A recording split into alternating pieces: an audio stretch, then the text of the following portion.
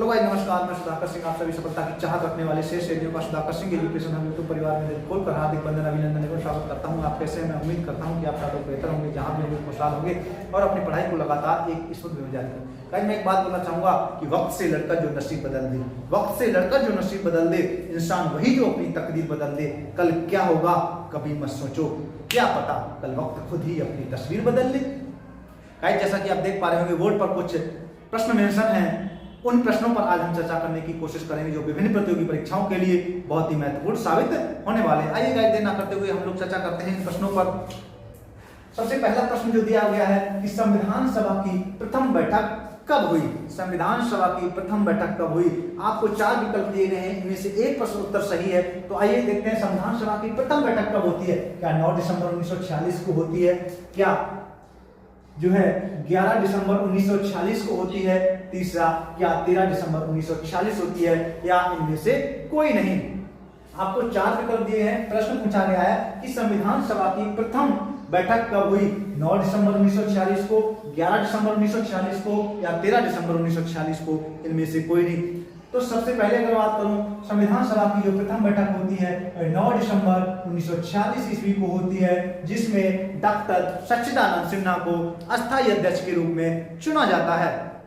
क्या भारतीय संविधान सभा की प्रथम बैठक जो होती है वह 9 दिसंबर 1946 ईस्वी को होती है, जिसमें डॉक्टर सच्चिदानंद सिन्हा को अस्थायी अध्यक्ष के रूप में चुना जाता है। द्वितीय बैठक ठीक 2 दिन बाद होती है 11 दिसंबर 1946 ईस्वी को, जिसमें डॉक्टर राजेंद्र प्रसाद जी को स्थायी अध्यक्ष के रूप में चुना जाता है। तीसरी जो बैठक होती है वह 13 दिसंबर 1946 ईस्वी को होती है। क्या प्रथम बैठक जो होती है 9 दिसंबर 1946 ईस्वी को होती है, जिसमें डॉक्टर सच्चिदानंद सिन्हा को अस्थायी अध्यक्ष के रूप में चुना जाता है। दूसरी बैठक जो होती है 11 दिसंबर 1946 को होती है, जिसमें डॉक्टर राजेंद्र प्रसाद जी को जो है स्थायी अध्यक्ष के रूप में चुना जाता है। तीसरा अगर बात करूं, तीसरी जो बैठक होती है 13 दिसंबर 1946 ईस्वी को होती है। आइए दूसरे प्रश्न पर बात करते हैं। लिखा हुआ संविधान की द्वितीय अनुसूची का संबंध है। संविधान की द्वितीय अनुसूची का संबंध है, क्या भाषा से है, या राज्यसभा में प्रतिनिधित्व से है, या शपथ से है, या वेतन से है, या कोई नहीं है? अगर मैं बात करूं, जो भारतीय संविधान है उसकी प्रथम अनुसूची में क्या रखा गया है? प्रथम अनुसूची में भारत के 28 राज्य और केंद्र शासित प्रदेश को रखा गया है। अगर दूसरी अनुसूची में बात करें तो दूसरी अनुसूची में वेतन की बात कही गई है। किसकी बात कही गई है?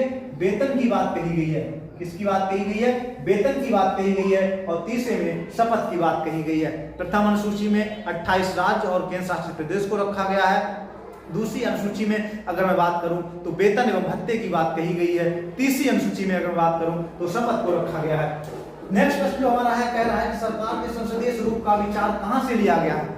क्या पूछ रहा है कि सरकार के संसदीय स्वरूप का विचार कहां से लिया गया है? क्या ब्रिटेन से लिया गया है, या अमेरिका से लिया गया है, या आयरलैंड से लिया गया है, या रूस से लिया गया है? तो अगर मैं बात करूं, अगर भारत की जो संसदीय प्रणाली है वो है ब्रिटेन से ली गई है, क्योंकि ब्रिटेन ने भारत में अपनी हुकूमत चलाई, उसने अपना शासन चलाया, तो उसी का शासन को क्या लिया गया है? भारत में रखा गया है। ब्रिटेन की जो संसदीय प्रणाली है वह भारत में रखी गई है।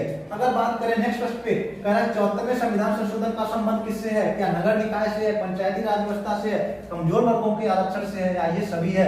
अगर आपको कभी कभी क्या होता है कि हम प्रश्नों में देखते हैं कि ये सभी दिया होता है, तो वहां पर हम कंफ्यूज हो जाते हैं, लगता है अगर मैंने पढ़ा नहीं होगा तो ये सभी हम लोग मार देते हैं। लेकिन यहाँ पर ये सभी नहीं होगा, बल्कि इसका जो सही उत्तर होगा 74वें संविधान संशोधन में जो बात कही गई है वह नगर निकाय की बात कही गई है। किसकी बात कही गई? 74वें संविधान संशोधन में नगर निकाय की बात कही गई है। और जबकि 73वें संविधान संशोधन में क्या कहा गया? 73वें संविधान संशोधन में जो कहा गया है वह पंचायती राज व्यवस्था के बारे में कहा गया है।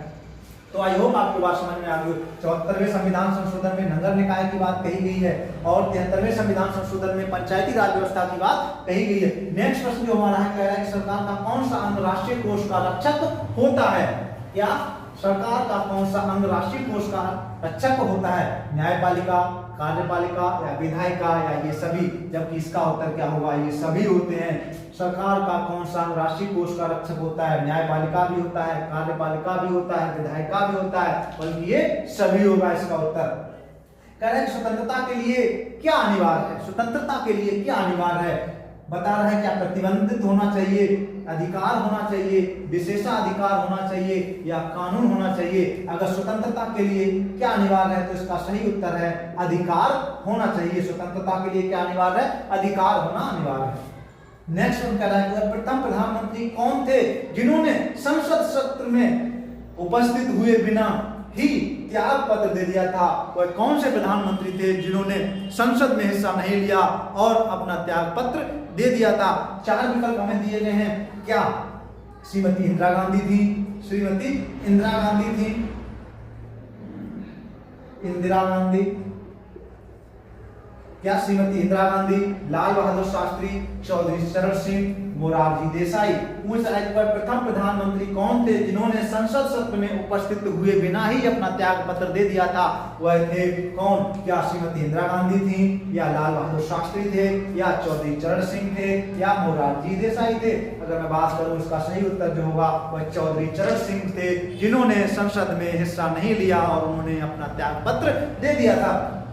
नेक्स्ट प्रश्न पूछता है कि राज्यसभा के सदस्यों का चुनाव कौन करते हैं।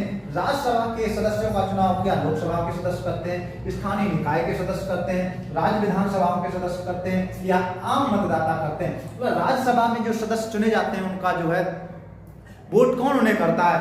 क्या लोकसभा के सदस्य करते हैं, स्थानीय निकाय के सदस्य करते हैं, राज्य विधान सभाओं के सदस्य करते हैं या आम मतदाता करते हैं। अगर इसका सही उत्तर होगा तो उसका होगा राज्य विधानसभाओं के सदस्य जो होते हैं वह राज्यसभा के सदस्यों का चुनाव करते हैं। गाइस आज के लिए इतने, अगले वीडियो में हम लोग पुनः फिर मुलाकात करते हैं। तब तक के लिए नमस्कार, जय हिंद, जय भारत।